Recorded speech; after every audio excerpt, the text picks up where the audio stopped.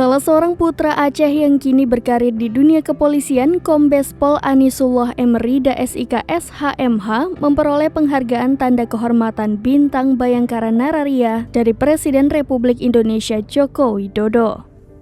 Penyerahan tanda kehormatan ini berlangsung pada acara Puncak HUT Bayangkara ke-77 di Stadion Utama Gelora Bung Karno, Jakarta pada Sabtu 1 Juli 2023 kemarin. Kombes Pol Anisullah Emerida adalah kelahiran Sibreh, Aceh Besar pada 8 Mei 1976.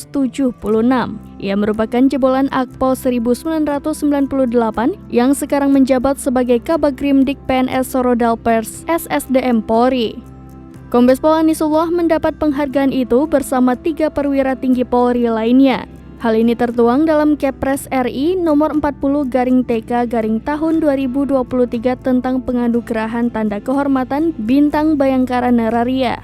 Mengutip Kompas.com, Bintang Bayangkara merupakan penghargaan yang diberikan kepada mereka yang berjasa luar biasa melampaui panggilan kewajiban yang disumbangkan terhadap kemajuan dan pengembangan Polri.